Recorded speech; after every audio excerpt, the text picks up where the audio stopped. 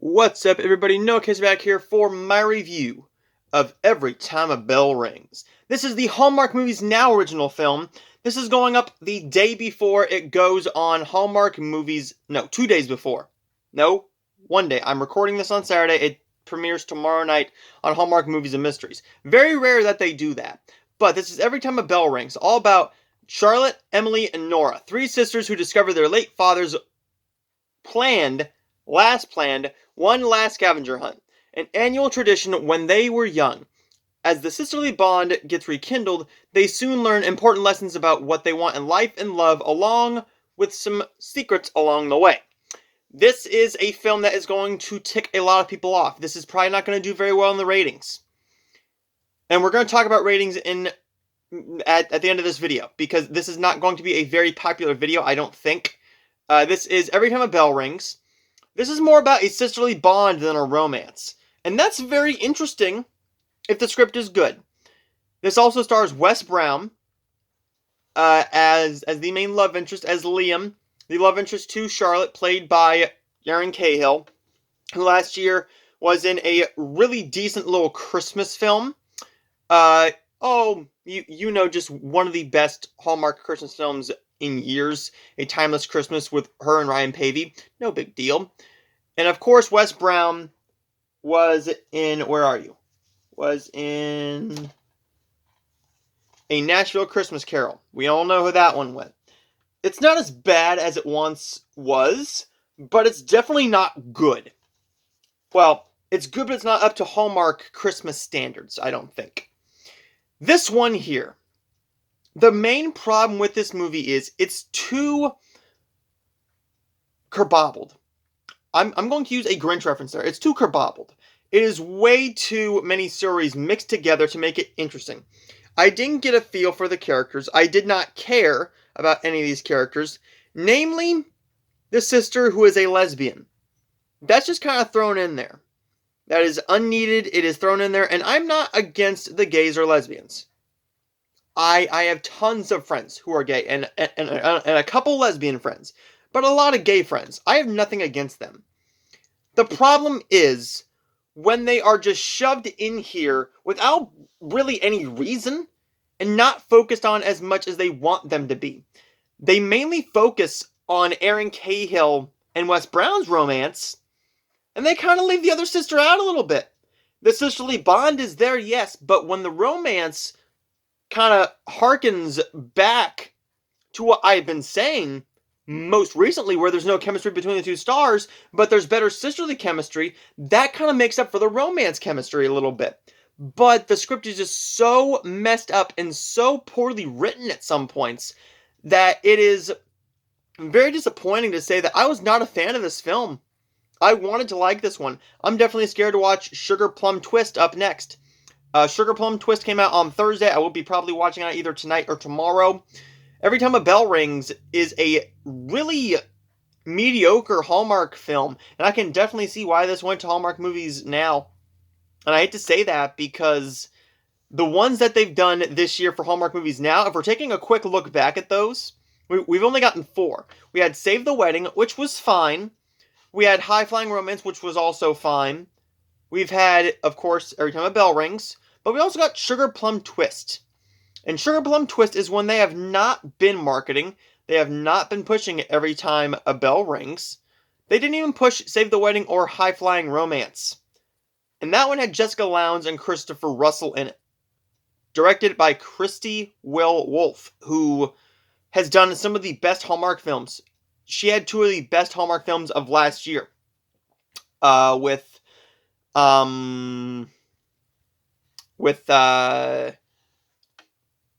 Sorry guys, I've watched so many damn movies this year.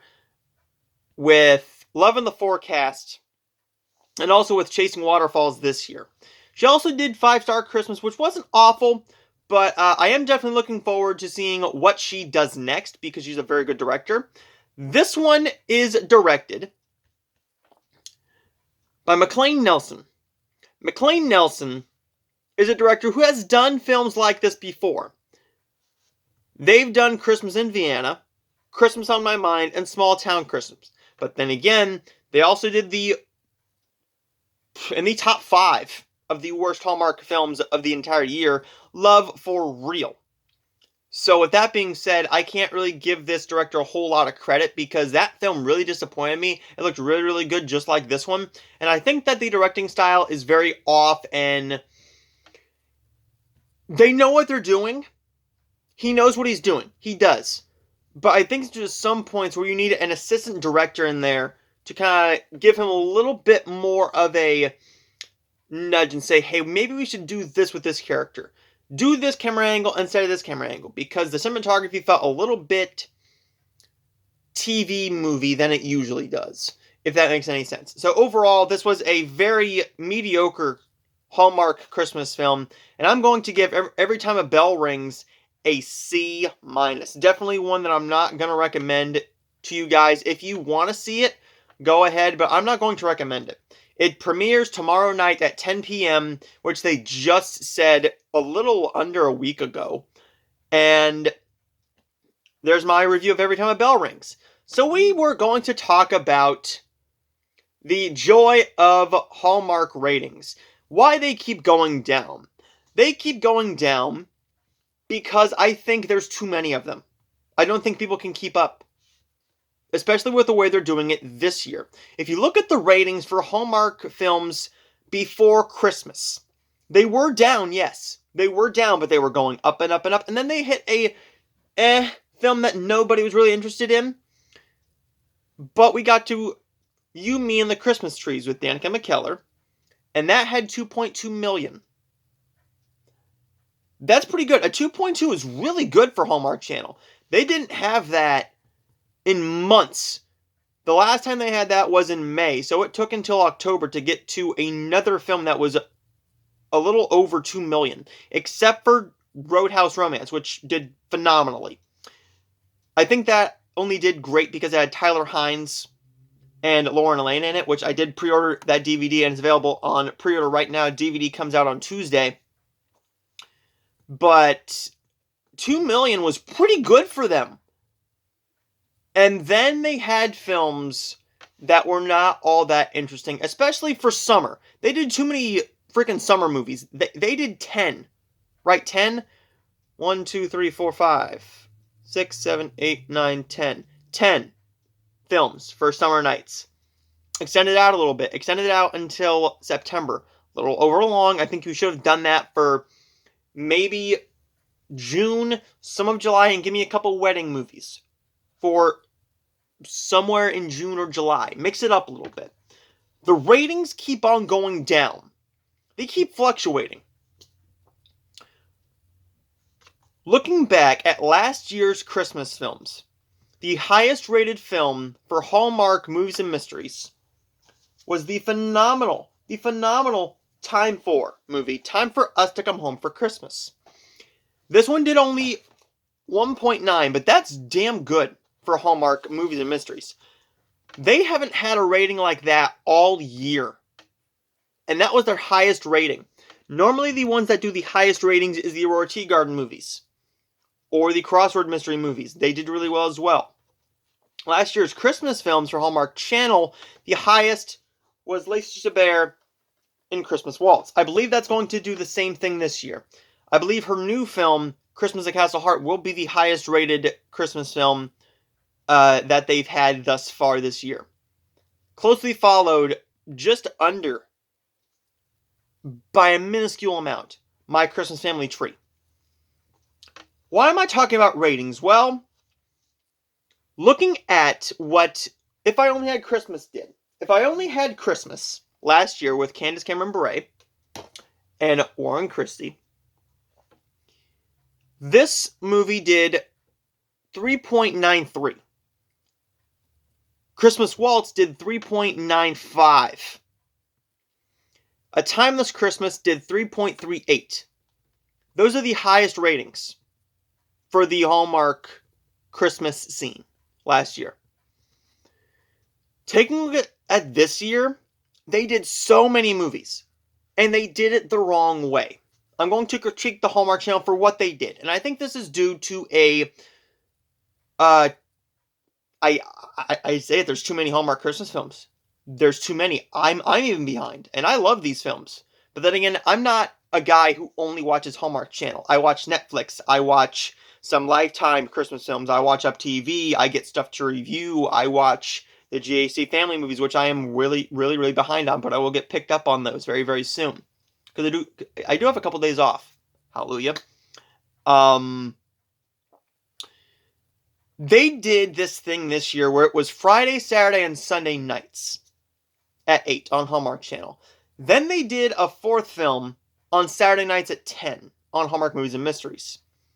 I think that's the wrong way to do it. What you did last year was perfect. You did it perfect last year. You did Saturday and Sunday nights, 8 and 10. That gave people just enough time to get everything done. You did your supper, you did your shopping, and then you came home and you watched a Hallmark Christmas film. Or 2. This year, what you did was you did 4 films over the span of 3 days. That's fine and all, but when the ratings don't reflect well on that, that kind of makes me doubt your thought process here. Was it a good idea? In a way, yes, but you're kind of oversaturating everybody. Looking at the ratings here for the Hallmark Christmas films, they've been going down and down and down. Namely with the Sunday films. The Sunday films do not do well at all. Advice to Love By had 1.3. Bumped up to 2.2, 2.0, 2.1, and then 1.55 for Christmas in Harmony. It's not because the movie didn't look any good. It looked decent, yes. But you're so oversaturated with the Hallmark Christmas films, and there's other stuff on. There's Sunday Night Football, there's family time, there's church, there's other stuff. There's other stuff to do on Sunday nights besides sit down and watch a film. When a mystery film does better than a Hallmark Christmas film, that's where my eyebrow just starts to get a little bit raised.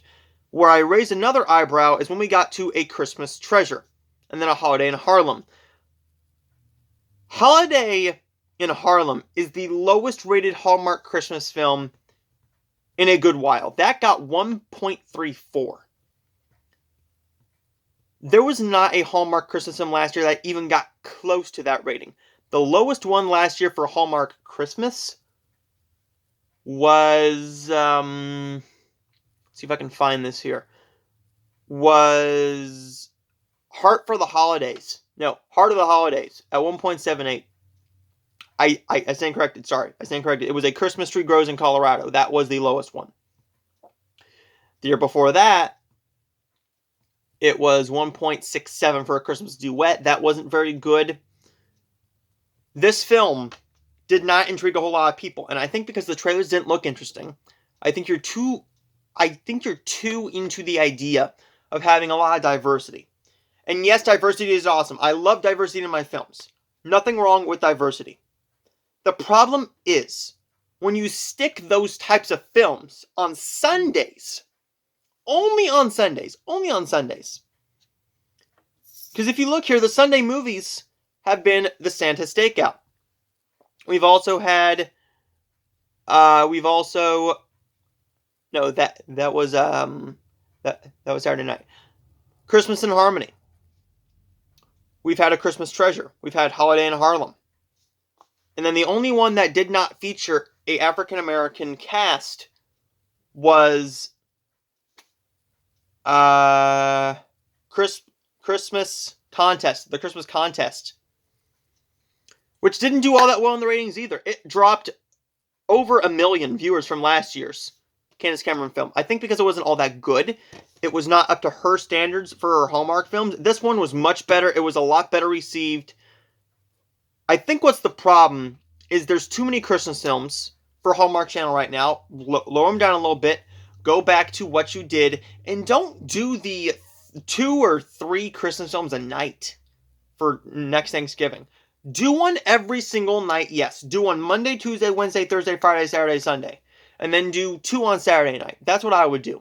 That way you get them all out of your system and you don't, excuse the phrase, blow your load too early. I think they blew their load too early. Overall, I'm very disappointed in what Hallmark Channel has done this year.